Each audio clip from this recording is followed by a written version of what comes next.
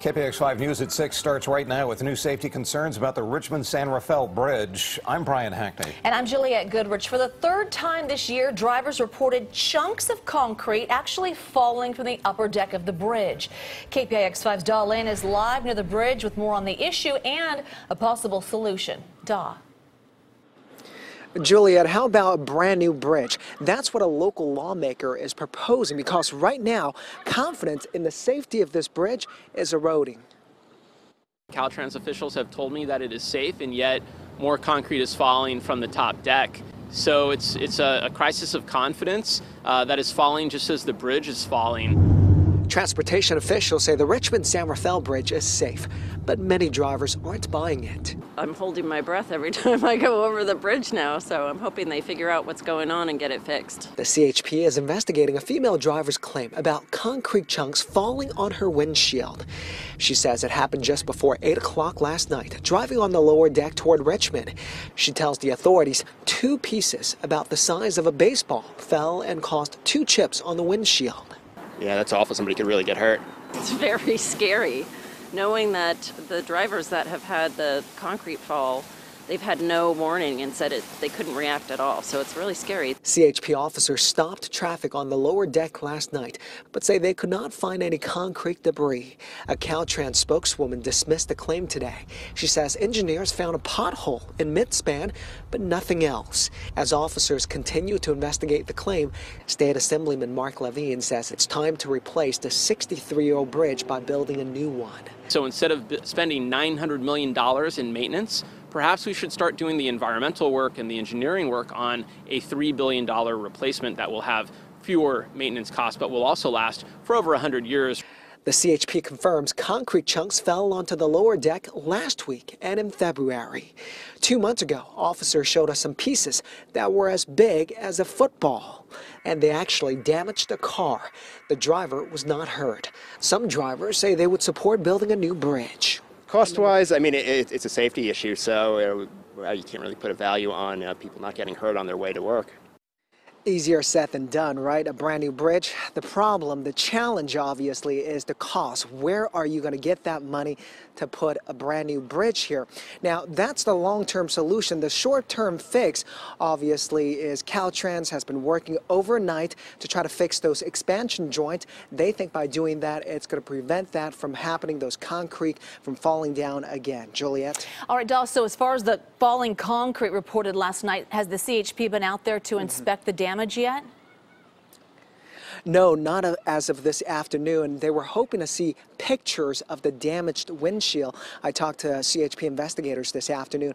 They say they would like to talk to the woman in person. They would also like to see the damage in person. All right, Da Lin, Da, thank you. Well, 2 brothers are behind bars tonight, facing charges in the murder of a woman in Vacaville. Police say the victim was found dead inside a home on Peregrine Way after suffering blunt force trauma. Officers were called initially to the home early this morning for reports of a domestic dispute. 42-year-old Marcus Smith on the left was arrested for the woman's death, and his brother, 26-year-old Kevin Smith, arrested for allegedly helping him cover it up. Police have not released the victim's name. Well, police say a Sonoma State student was drunk when he slammed into a convenience store in Rohnert Park. Police say they found 19-year-old Alex Poltorotsky standing outside a 7-Eleven store on Kotati Avenue this morning.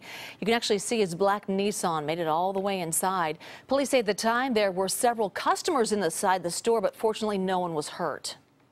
You know, in the day and age of Uber and friends that can drive for you, we encourage everyone to make those phone calls prior to getting behind the wheel.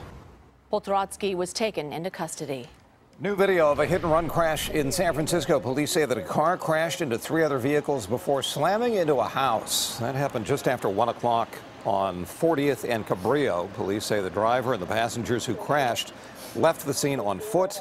Police have detained a few people and are investigating exactly what happened. Nobody was seriously hurt in the crash. Well, a pilot is recovering tonight after the small plane he was flying crashed in a farm field in Davis. Authorities say the plane took off around 11 a.m. from Yolo County Airport, and that's about 10 miles from UC Davis. And here is some video from the scene. The plane completely flipped upside down. It is a single-engine 2-seater. The pilot was the only one on board, and when rescuers arrived, they found him stuck inside.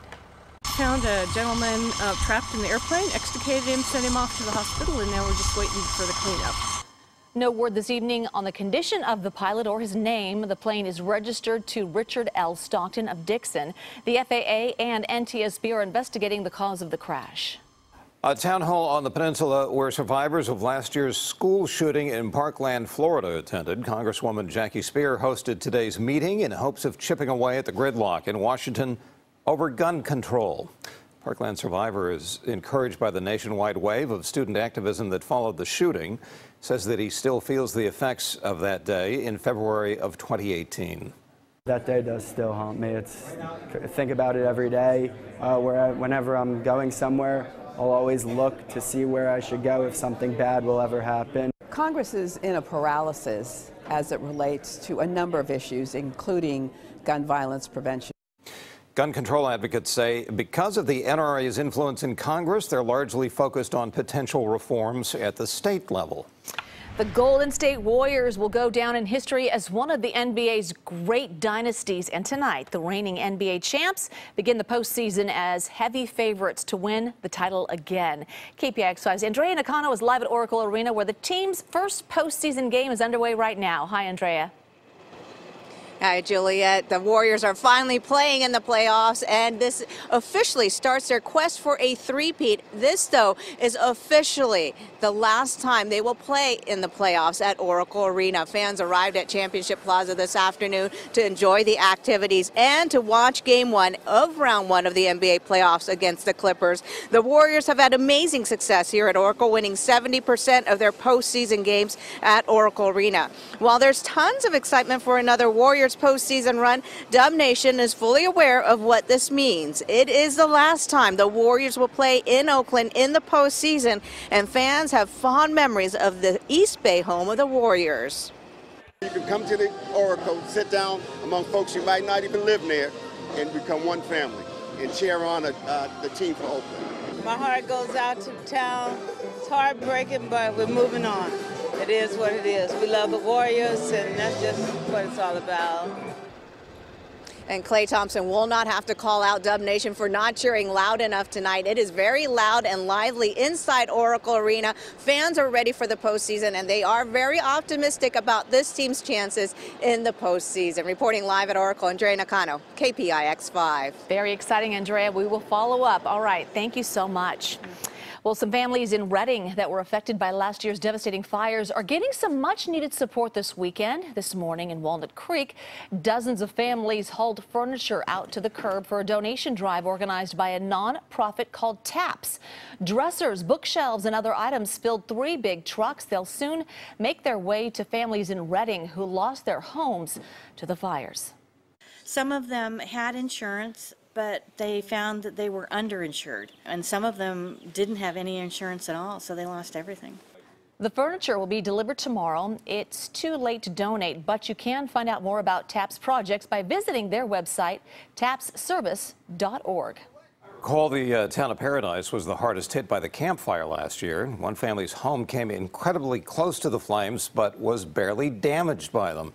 Reporter Adrian Moore spoke to the homeowner, who explains why his house survived the fire. Right across the street from this burned out 1939 Lincoln sits this 1940 Studebaker in perfect condition. The car and this house survived the campfire.